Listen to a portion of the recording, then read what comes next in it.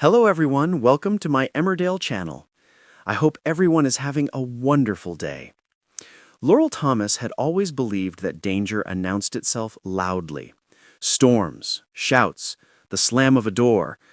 But the greatest dangers, she was about to learn, slipped in quietly, sometimes with a polite smile.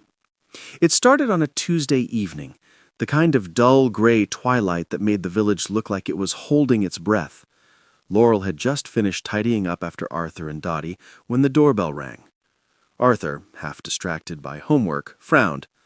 "Mom, are you expecting anyone?" "No," Laurel said, drawing her hands, "but it's probably just a parcel or—" It wasn't a parcel. When she opened the door, she found a stranger standing on her doorstep, tall, sharply dressed, with sandy hair and a smile that didn't quite reach his eyes. "Sorry to disturb you," he said smoothly. "Name's Ray. I just moved into the old cottage near the footpath." Laurel forced a polite smile. "Oh, well, welcome to Emmerdale." Ray nodded, glancing behind her into the house in a way that made her shift uncomfortably. "Thanks. Actually, I'm just trying to get to know the neighbors. Wanted to introduce myself." Laurel hesitated.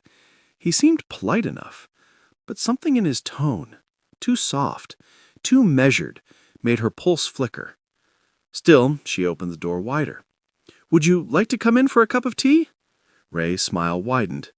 "I'd love to." Inside, Ray's eyes darted around the room as though he were memorizing every detail. "Nice place you've got," he said. "Feels very lived in." Laurel forced a laugh. "That's one way to put it." But as she poured the tea, she realized she couldn't hear Arthur. He'd disappeared to his room the second Ray stepped in. That alone told her something. Ray settled himself on the sofa, his posture relaxed, but his attention razor-sharp. "So, Laurel," he said casually, "you live alone? Must get quiet." Laurel blinked. No, my kids live here, and my husband, well, partner." "I didn't see a man's coat by the door," Ray said lightly. Laurel's fingers tightened around the teapot. "That's because he's out," she said quickly. "He works late sometimes." "Right, of course." Something about the way he said it made Laurel's skin crawl. She suddenly wished she hadn't opened the door. She wished she had trusted that first instinct, that tiny warning spark in her chest. She cleared her throat.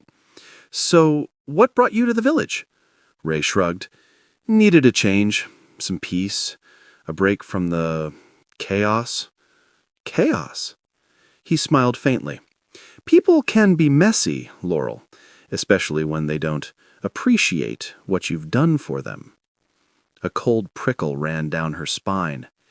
"Anyway," Ray continued, leaning forward, "I think this village will be good for me. Friendly place. Neighbors willing to help." Laurel nodded stiffly. "Yes, well, Emmerdale is welcoming." Ray tilted his head. "And you're welcoming, too, letting a stranger into your home. Not everyone would do that." Laurel forced a shaky smile. "Just trying to be neighborly." "Oh, I know." His stare deepened. "And I appreciate it. Not everyone knows how dangerous it can be opening your door so easily." Her heart dropped. The room suddenly felt too small, too silent. Laurel pushed herself up. "Actually, I should get the kids ready for bed, so—" Ray rose too. "Of course, I'll be going. But I'll see you around, Laurel. Sooner than you think." He slipped out with a soft click of the door. Laurel locked it immediately, then checked it twice. From the stairs, Arthur's nervous voice whispered, "Mom, who was that man?" Laurel stared at the door, her breath tight. "I don't know," she said honestly. "But I don't think we should ever let him in again." Outside, a shadow lingered at the edge of the garden, watching, waiting. Ray smiled. The village would get to know him soon enough.